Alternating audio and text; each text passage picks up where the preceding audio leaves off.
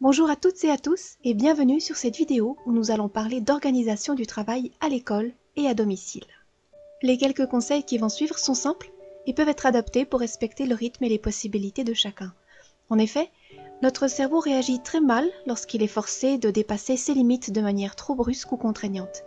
C'est un peu comme tenter de faire un marathon de 20 km alors qu'on n'a jamais couru. Pour commencer, il faut comprendre ces principes simples au sujet de notre principal outil de travail, à savoir notre cerveau, et par extension notre corps. Tout d'abord, votre cerveau a besoin d'être correctement nourri. C'est pourquoi il est essentiel de manger correctement 3 fois par jour, de manière variée et saine, en respectant les besoins alimentaires spécifiques de chacun. À cela s'ajoutent des collations entre les repas. Ensuite, votre cerveau a besoin d'être reposé, sinon il y a de fortes chances pour que vous dormiez en classe, ou qu'il soit de plus en plus difficile de vous concentrer et d'apprendre quoi que ce soit. Et finalement, il faut le respecter en lui faisant apprendre les choses de manière correcte. Pour cela, il faut organiser son temps de travail pour éviter de s'épuiser ou de se lasser, mais aussi avoir des stratégies de travail adaptées à soi.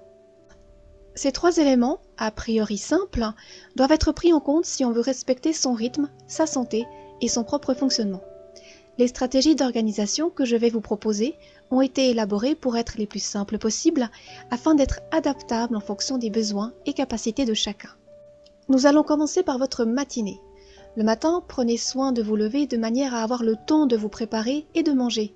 Si vous êtes stressé, vous avez déjà grillé des points d'énergie pour votre cerveau car le stress agit un peu comme un frein sur ses capacités.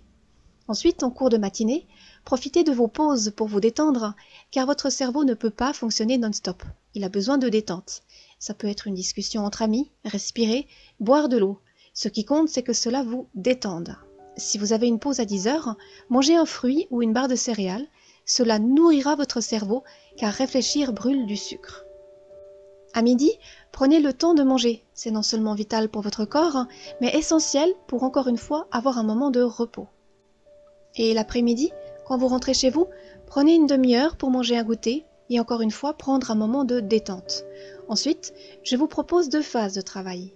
Encore une fois, si elles sont trop longues pour votre rythme actuel, diminuez le temps puis augmentez chaque jour. Ce qui est important, c'est de le faire chaque jour.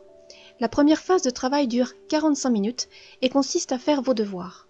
La seconde phase de travail dure aussi 45 minutes et concerne les révisions et tout ce qui est l'apprentissage par cœur. Entre ces 2 phases, je vous conseille de faire une pause de 10 minutes pour reposer votre cerveau. Une fois vos devoirs terminés et vos révisions faites, prenez du temps pour vous, reposez-vous, faites vos loisirs.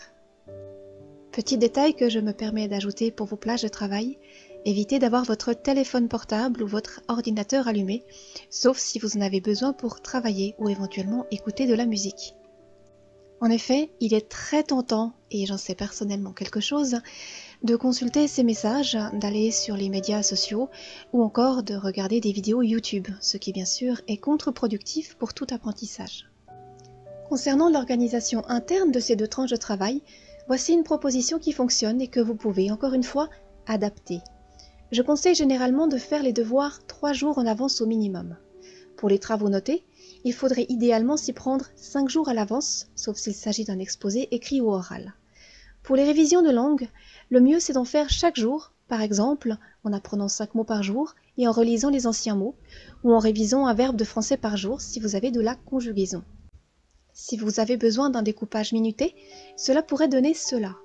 Faire les devoirs 45 minutes, réviser les langues 20 minutes et réviser les travaux notés 20 minutes. Si ce temps est trop long, adaptez-le. Ce qui importe, c'est de parvenir à faire cela chaque jour afin que votre cerveau travaille un peu tous les jours et s'habitue à l'effort. Imaginez cela comme un entraînement. Que ce soit pour le sport, les jeux vidéo ou toute autre activité, il faut s'entraîner. Et il en va de même pour votre cerveau. Il préfère travailler un peu chaque jour que de se faire brusquer en devant apprendre tout d'un coup. C'est un peu comme si au lieu de manger chaque jour, vous mangiez une fois par semaine. Vous conviendrez qu'il est quand même plus agréable de manger un peu tous les jours. Nous arrivons au terme de cette vidéo et j'espère que ces quelques pistes d'organisation du travail vous auront été utiles. Si vous avez d'autres méthodes ou idées, vous pouvez les laisser en commentaire. Je vous souhaite une très belle journée et vous dis à tout bientôt pour une prochaine vidéo.